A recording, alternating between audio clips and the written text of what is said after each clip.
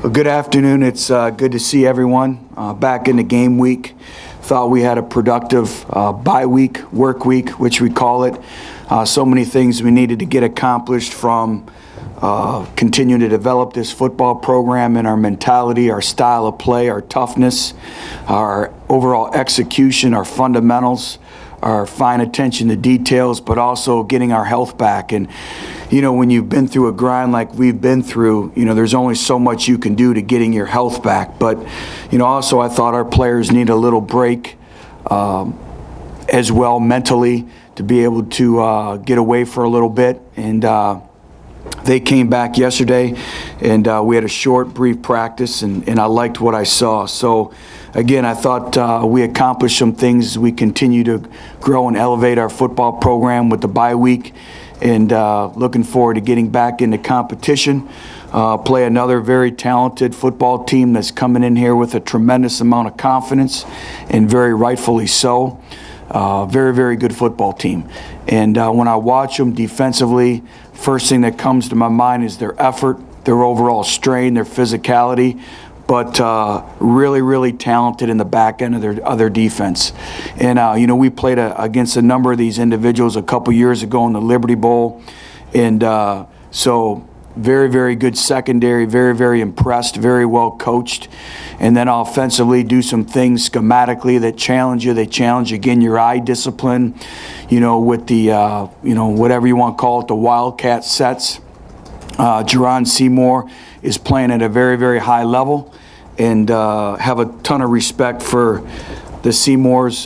Coached his brother at Central Michigan. He's goes in probably the top 3 or 4 best players I've ever had the privilege of coaching. And so know a lot about him and his makeup and his family background. You know, what can I say? Jordan Matthews is as good as any wide receiver in the country, and they do a tremendous job of finding ways and creative ways to get him his catches and get him the football. Very well coached, and they believe in their system, and they play exceptionally hard. I think one of the things that really stands out to you when you watch Vanderbilt play on defense is they don't have missed tackles.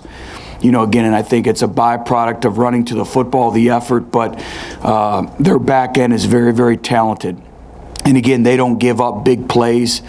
They don't hurt themselves. And the same thing offensively. They take care of the football, and they've done a great job on special teams. So again, another challenge. You know, should be a great opportunity for our seniors, senior night in Neyland. This is a game, you always remember your last game at home, and I think our players have to, you always guard against as a coach, again, is the emotional factor. We don't want an emotional football team. We want a passionate, energetic football team. I think sometimes seniors playing their last home game, they forget the task at hand. And, you know, they'll be able to, you know, reflect back, you know, when there's, you know, when it becomes February. So right now, again, we got a great challenge ahead of us. So I'll answer any questions you may have. At the Liberty Bowl a couple of years ago, did you get a chance to spend any time with James Franklin at bowl events? And I guess what kind of relationship did you have from back then? You know, we did. You know, anytime you go to a bowl game, you get a chance to spend some time with, you know, the other team's staff. And I've known Coach Franklin for a while, but that was a time that we spent a lot of time together. And, you know, there's a couple, you know, there's one particular individual on their staff, Herb Hand, that we coached together at West Virginia, and I consider him a very good friend and have a tremendous amount of respect for Coach Franklin and what he's done at Vanderbilt. Coach, would you touch on the fact that Vanderbilt's been able to create a lot of turnovers for against Kentucky and Florida? They've had 16 turnovers for us the last 4 games. They've been very opportunistic, you know, and it's just like, you know, Kentucky goes down and scores, and, you know, they create an opportunity for themselves, and boom, they block an extra point, and it's 2 points going the other way.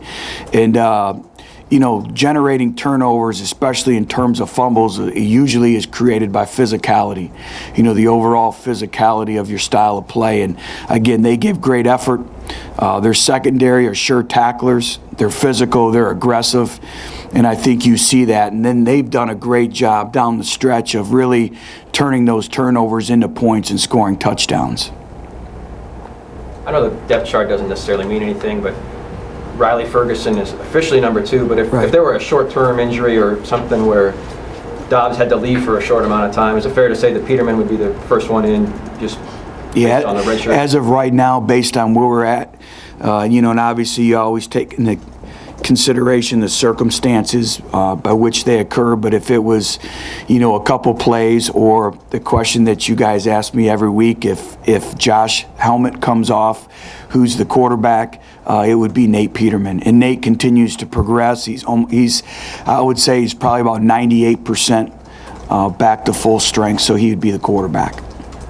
Since you have more healthy depth at the position now, might Dobbs be more apt to run? Would you be less concerned about him running? Yeah, you saw a little bit more of some called run plays for him a couple weeks ago. And, as he continues to progress mentally and physically, we'd like to involve him more in the quarterback run game as well. Juwan James is about to tie the all-time record for most starts and could break it at the end of this year. I mean, to start from the moment you arrive on campus, especially at that position, and continue it for 4 years, yeah, it's got to be pretty. I think it speaks volumes about him, his competitive character, his overall character. He's been a tremendous resource, and Juwan is one of those individuals I gravitate towards. Every opportunity I get, every minute I get, we probably text every night. He's kind of at times giving me the pulse of the football team. When I go to training table, I kind of gravitate towards his table. And, we've really developed, I think, a very strong bond. And, he has a great future ahead of him. And, we really challenged him this year to really improve in some areas, some deficiencies, and he's done a great job. And, again, we talk about consistency and performance, and I think that's defined in Juwan James. The last 3 games, you obviously played really good defenses, but didn't create as many explosive plays off as you wanted. How do you get back to creating more and generating more, and how much does it help now that Dobbs has a couple games under his belt? Well, explosive plays are critical to winning. And you look at when we've had success moving the football, when we've been effective offensively, usually there's a byproduct of explosive plays. And when we've struggled, we haven't had the explosive, or what I call the big splash plays. And that's kind of the strength of Vanderbilt's defense, is they don't allow you big explosive plays. They haven't given up big plays. They're skilled, like I said, in the back end. They're a senior dominated, back end. They've played a lot of football. They've seen everything. They played the best of the best. They play with great technique, and they tackle. And they've played a lot of football. They have a lot of experience and a lot of confidence. So, again, we have to do a great job offensively, is when we get one-on-one matchups, we got to try to make them miss in space. We're going to have to complete some deep passes. We're going to have the ability to make, defender miss at the second level. And against them, it's a great challenge. Does that mean on offense then maybe you have to be more patient with knowing, hey, you missed out an opportunity, let's get 5. Yeah, you have to be efficient, but it's extremely difficult in today's world of football to play perfect. It's extremely difficult to methodically move the ball down the field 4 yards, 5 yards. At some point in time, you need a big chunk play. You need a 20-yard gain, you need a 30-yard gain, you need a 15-yard gain, and effective offenses, usually 65 to 75% of their first downs are generated on first and second down. And those are byproducts of staying on schedule, getting 4 yards at a time, but also explosive plays as well. Vanderbilt having won this game last year, how important is this game just in terms of momentum, perception within the state, and that kind of thing? Or? Well, it's a big game. It's a critical game because it's the next game on our schedule. And, we're working to get to win number 5. And that's the way we approach it, So, it's big because it's the next game. Obviously there's some other factors that go involved with that. And, we have a tremendous amount of respect for what they've been able to accomplish in Coach Franklin. And, and like I said, I've been able to watch it, from afar.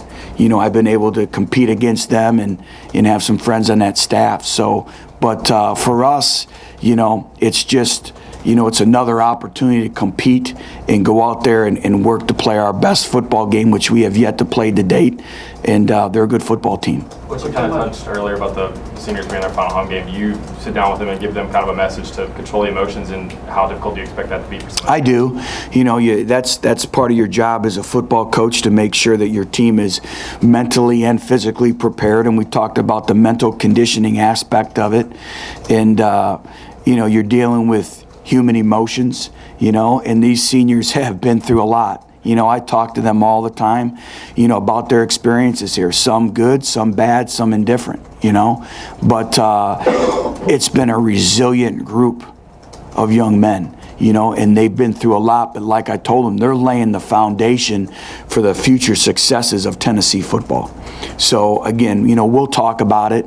And again, just focus on the task at hand. We talked about playing meaningful games in November, and we're still playing meaningful games in November. And so, we need them to play their best football and not get caught up in the clutter and the external factors and all that go into making up, that emotional state of mind. How much has Big Howard and Marquez North improved since August? Well, you start off with Alton Howard. He's not even the same type player. Now, he still has a long way to go in terms of, the day-to-day intensity that it takes, the mental intensity that it takes from a preparation standpoint, even the intensity that it takes to take care of your body on a day-to-day basis.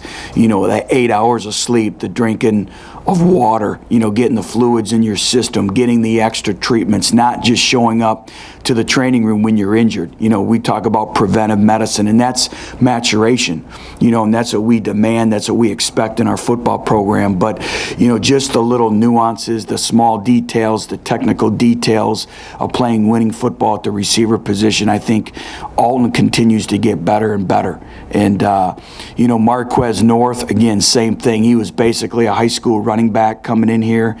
And so much of being a great player, regardless of the position, is playing with great instincts.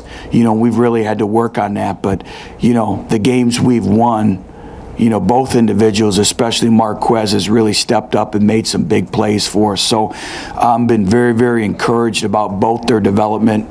And the thing about Marquez is, we talk about that competitive drive to be the best at everything that you do. And he holds on to every word that the coaches say to him.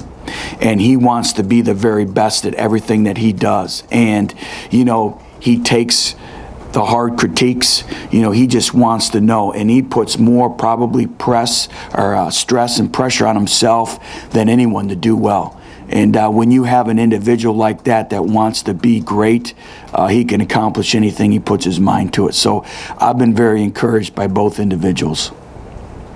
Coach, given what you've been through this year, would you consider, I know you've got to win a couple of games yet, but would you consider a bowl game a monumental accomplishment, or where do you kind of categorize the ultimate goal and what that bowl game might mean for you as the head coach in your first year? Well, it's a good question, and I've really stepped back and had a time to really, really evaluate everything in our football program this last week. There are no off days, not in a bye week. Those are work week. And, it's a time now to really dig in and really self-evaluate the program, everything that's going on. Are we a better football program right now than we were December 7th? August 1st, and kind of really go into that. And I think the big thing, and you may not want to say it, is I'm going back to what we originally talked about, focus on the process. And we've taken monumental strides of where we are at right now than when we walked in here on December 7th. Sometimes the progress isn't measured in wins, but I see the small victories each and every day. And, as the leader, sometimes you have to step back, and we're all emotional. We get emotional after wins. We get emotional after losses. And I've tried to step back and take all the emotion out of it, and I'm as hard on myself as anyone. Nobody can be harder on myself. And where are we at with getting this program back to where it belongs. But it's going to take hard work. It doesn't happen overnight. It doesn't change like that. But I see the strides, and I'm as encouraged and as optimistic as I've ever been. And, we talked just, about Alton Howard. You look at some of we've played 25 freshmen this year, and the development that they've made. Now, for them, the challenge is moving forward is, are they better next year, or are they just 1 year older? And that's the accountability that we take about constant, never-ending improvement. But, I have to step back and take all the emotion out of it, and we're getting better each and every day. We're getting better in our mindset, our culture. So a success, yes, we need to get back to a bowl game. Okay, but I said the number one goal in moving forward is our culture, our standard of excellence had to be in place after year one. Our players understanding, hey, team meetings, they start 15 to 20 minutes early. Where we sit in class, our style of play, the effort, the energy, the mental effort that it takes to prepare, the toughness, the grind that it takes, and not just showing up on game days of the Vol Walk and playing the game. You win the game through your effort, your energy, your focus, your small details, your detailed excellence throughout the course of the week, and toughness, and those are all things that develop. We're not dealing with robots. We're dealing with 17 to 22-year-old individuals. And I talked about it is sometimes you become institutionalized. I talked about it a couple weeks ago. Their reference points, some of them, they're all negative. So you got to work to change that. You have to build confidence. You have to build belief. You have to build trust. So I know that's a long-winded answer to your question, but I'm as excited and optimistic as I've ever been. Is a bowl game a fair gauge then this year, or is it too superficial? I think it's superficial. It's where we're at. Our first year at Cincinnati, we finished 4-8. It's the most miserable year I've ever had. Looking back on that journey to get that program back, to get that program to where it is right now, that needed to happen. That was the foundation. That led us to that standard of excellence. And I think right now, they're 8-2. And you look at after that we had double-digit victories in both seasons. In 2 championships, and 2 bowl victories, So I think that all of that, that was painful, but looking back on it, that was probably the best year we had in coaching in terms of learning about our program, where we needed to go, and also us as coaches. We found out about our resiliency. We found out who was really in with us and who wasn't. We talk about love being conditional. I like unconditional love. So all that goes hand in hand. So yeah, a bowl game is one of our big goals. But again, we can't get to 6 until you get to 5. And we're playing a very talented and a hungry football team that obviously wants to come in here and win the football game. Which, what are you having to do, you personally, right now, in terms of recruiting? Well, we have a lot of momentum, and recruiting is going exceptionally well right now. And I think people can see, again, it gets back to the small wins. Sometimes they don't show up on game day, but I think people see the culture that's in place now, the standard of excellence, but also the people, but also what this place will be in the near future and what it has been. So I think the big thing is, obviously any coaching staff will tell you this, it's maintaining, but also building upon that recruiting class as well. Coach, last year at Cincinnati, your leading receiver was a tight end. This year, have you gotten the production you would have liked out of that position this year? Well, I think we've been set back a little bit just because of depth and injuries at that position. The tight end, we've always wanted to have that be a weapon in our offense, and I like to play with a tight end. But again, our last year at Cincinnati, we had Travis Kelce, who I believe was a 3rd-round draft choice of the Kansas City Chiefs, and he was dynamic. But more so than that, his toughness, he brought a whole other level of toughness to our football team there. And so he was more involved in the run game, and then prior to that, we were more receiver-oriented. So I think it's playing to the strengths of your football team. Right now we don't have a lot of depth at that position, but we're trying to create depth through the recruiting process at that spot. You said Jordan Matthews called as good as any receiver in the country. What is it about him specifically that makes him such a tough guy to defend? Explosive, and he can do it all. He can play in the slot. He can play outside the numbers. He can adjust to the ball in the air. He's a playmaker. All you have to do is get the ball anywhere around him, and he's going to make a play for them. He has great confidence. I think they feed off of him. And like I said, we experienced him early in the Liberty Bowl a couple years ago, and he gained our attention immediately. Coach Ricardo Samuels was kind of a surprise start Saturday. He's listed as a starter this week. Do you just prepare for him, or do you prepare for both quarterbacks? Or? We prepare for him, and we'll prepare for both quarterbacks. But he was their starter until he had an injury and he played the full game. So we fully anticipate him being their starting quarterback. But we will be prepared for both quarterbacks. Coach, what kind of contact, if any, do you have with Cincinnati now, with any players or with any of the new coaching staff? Well, it's difficult because we're kind of going through the grind of the season, so the contact is minimal. I've been so focused on Tennessee that I don't even have a time. I probably shouldn't tell you this, to even return my mother's phone calls sometimes, so let alone them. But, you build relationships, and we're in a relationship business.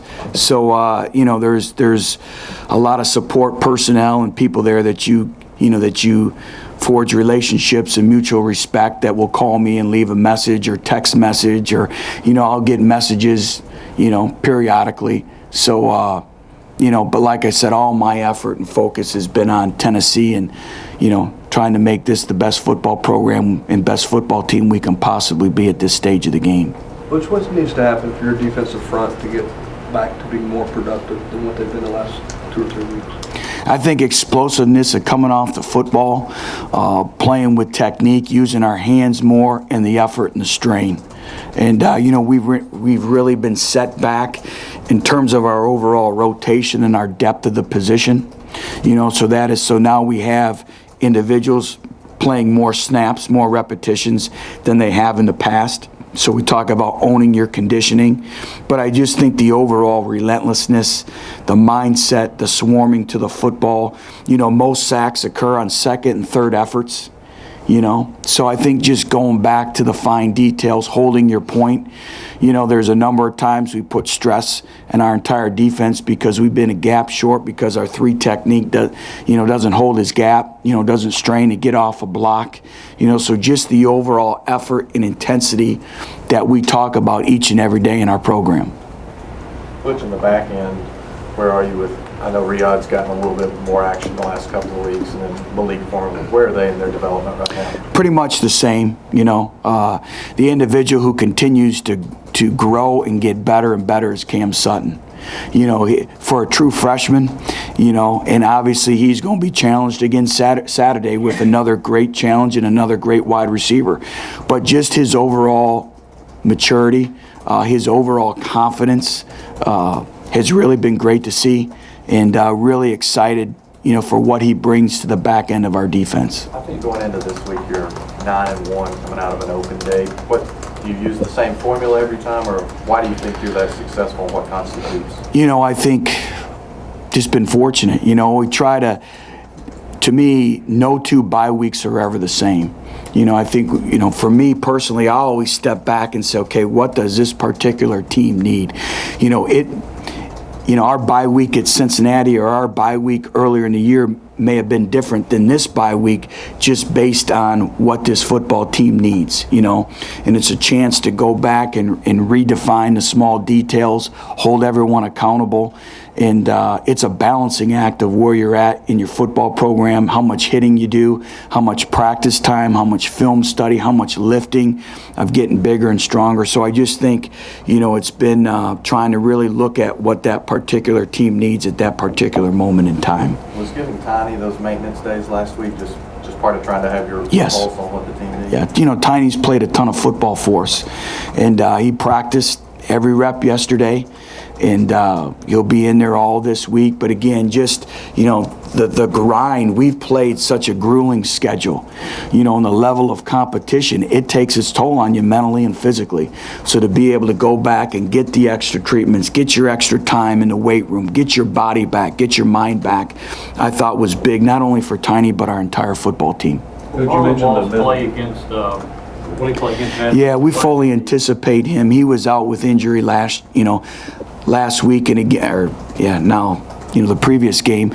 But again, you talk about your depth. There's 3 defensive tackles that our football team has been down. With Salisbury, with Mo Couch, and then Marlon Walls, we move him from D tackle to defensive end. So you take 3 individuals that were sharing reps and you take them out of your front. There's a lot of teams, which we're one of them, that have a hard time recovering from that. You mentioned taking the week off mentally and not from work. What group or what aspect of your team do you think benefited most from the bye week as far as getting that mental rest or focusing on correcting mistakes? I think everyone. Again, just the fine details, the details of what it takes to play winning football. Our special teams, we spoke about that. That's unacceptable here at Tennessee, and so, getting maybe some different individuals involved on special teams, getting A.J. Johnson some reps on special teams, getting Sapp a little bit more repetitions on special teams, but then it becomes a balancing act of their number of repetitions defensively as well. But I think it was needed by everyone just to go back and work on the small details at your position. We always talk about power of the position, and what are you bringing to the table. And so I think going back and trying to develop those fundamentals, and it's hard to do, because everyone thinks a bye week is a long period of time. It's really not, so you only gain 2 or 3 extra practices, but it's a balancing act of trying to get everything combined in those shorter days. Which, when you have a game where you give up a kick return and a punt return for a touchdown, you go the next week and look at shaking up those lineups and who's in on those units, or there's kind of those things where those guys on there need to just play better? You know what? It's a combination of both. The thing you don't want to do is have individuals that have taken those repetitions and trained for those positions all year long, and you panic and you make wholesale changes, and now you go out there and they haven't been through the nuances of playing that position in live game speed repetitions. So it's a balancing act. But on the flip side of it, you're always trying to find the best 11 to put on the field. It's an 11-man mission. So you're trying to find the best 11 to put on the football field to execute that assignment. So it's been a balancing act. I think on those 2 units you had, 3 defensive starters across the 2. Do you look at adding more of those guys? I know you mentioned AJ, and I know Sapp on one of them. We do, but it also becomes an accumulative effect of snaps. It's where we're at in the program. I've said it. I'm not going to hide it. We have 0 depth. And, A.J. Johnson's playing too much. Dontavius Sapp's playing too much, but that's where we're at. How do you correct it? You recruit. That's bottom line. So we're going to try to get and extract every ounce of value in every individual in our football program. And that's why, we have some individuals that are taking reps on special teams, and may only get 4 to 7 reps a game, or 8 or 9, and those got to be the best reps that they have. That's part of that IRU, that indisputable role understanding. Do your job, own your technique. We're giving you a role to help this football team win. Now go do it. Build your football identity. And, up until the Auburn game, we've been pretty good on special teams. And I think it was a combination of, like I told you, 2 or 3 players getting outside their lanes, not winning their one-on-one matchups, and with a team speed like Auburn, we saw it this past Saturday, they'll expose you. And so, again, a lot of those individuals have played winning football for us on special teams. They were just breakdowns that occurred in the same game, and it's unfortunate because those are catastrophic to winning football games. A mistake on special teams can be catastrophic. Anything else, guys? Coach, touching back on the seniors, can you talk about their importance to this year's team and what they're going to mean to the program in this rebuilding? Well, they mean everything, and we always talk about, in our football program and here at Tennessee, it's very special to be a senior. And, you only get an opportunity one time in your life to be a senior. And so they've been a great reference, like I said, to me. They've done anything and everything that we've asked of them, and they've been through a lot, good, bad, and indifferent. They've experienced a lot in their careers. But I meet with them on a regular basis, and there's not been one individual who's been resistant. They've been locked in, and they want to do well. That's the thing. Now it's being able to, how do we handle adversity? What type of resiliency do we have? And they've been extremely resilient. But these last 2 games, there's going to be adversity. And the hourglass is turned over for a lot of these individuals. They will never play the game of football again. And this is what I told them. Football is unlike any other sport in the world, because when you're done playing basketball, you can still go play basketball in the pickup leagues. You can still go play basketball with your sons. When you're done playing golf or tennis or even baseball, you can always go play those games. When you're done playing football, you're done playing football. You'll never usually put the cleats on and the helmet on, maybe for a welcome back game or an alumni game, but usually you're done. It's over with for you. So you only have so many snaps left in you, and you need to take advantage of those snaps, and you need to enjoy your time, because it is, the hourglass turned over. Anything else? All right, thanks. All right, thank you.